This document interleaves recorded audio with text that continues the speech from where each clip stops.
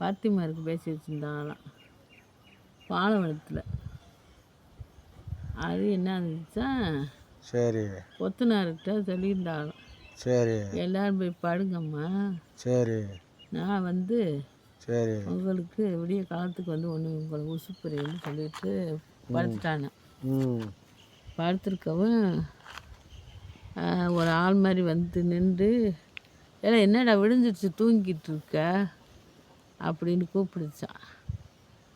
முனி வந்து கூப்பிடவும் இவங்க அப்போ ஆளுகெல்லாம் போயிட்டாங்க, நீ போட அங்கவும் போய்கிட்டே இருந்தானே.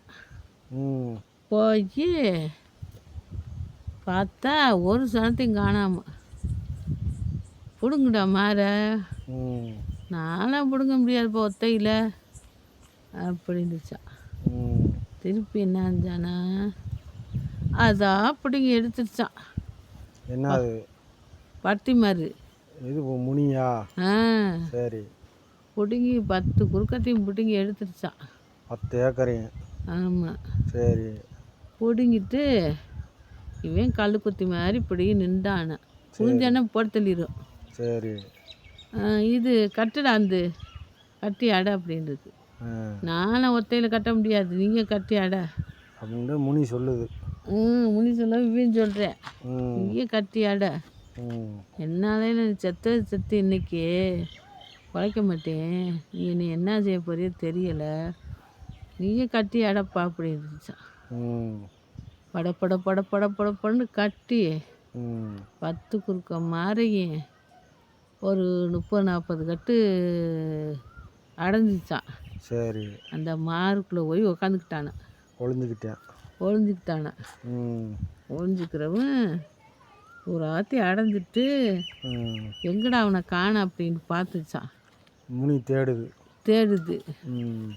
தேடவும் அப்போ இந்த பத்திமருக்குள்ளே தான் ஒளிஞ்சிருப்பேன் அப்படின்னு சூறாவளி காற்று மாதிரி அள்ளி அள்ளி வீசுதான்.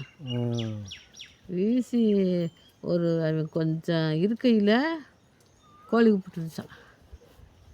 இல்லை இன்னைக்கு உனக்கு நல்ல நேரம் தப்பிச்சிட்ட, நான் போகிறேன், எனக்கு கோழி கூப்பிட்டா நான் இருக்க முடியாது, நான் போறேன்னு போயிடுச்சான். அவனு முனி போயிடுச்சான். இந்த சனங்க விடியவங்க கால் புண்டு போகுதான் ஒரு 30-40 ஆள். எங்கட ஆளை காணாம அவரை படுத்துருந்தாரு, உசிப்பிட்டு போயிட்டீங்கல்ல, காணாம அப்படின்ட்டாலும் பொண்டாட்டி.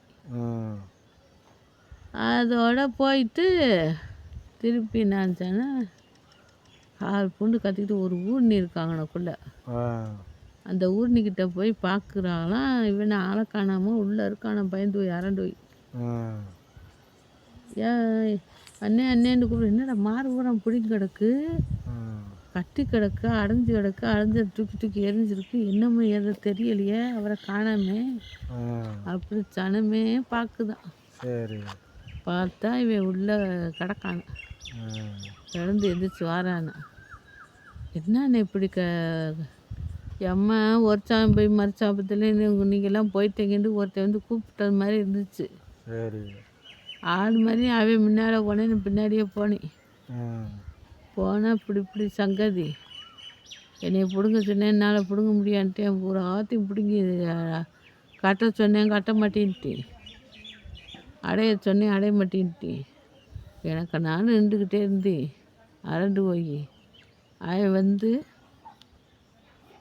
அடைச்சிட்டு நான் காணாமட்டி என்னை தேடி புறாத்தி அள்ளி வீசிட்டு இன்னும் வச்சுட்டு போயிடுச்சு. கோழி போட்டவும் என் சாமி நல்ல சாமி போல, எத்தனை பொதிக்க பேசியிருந்தாலும் கம்புக்கு.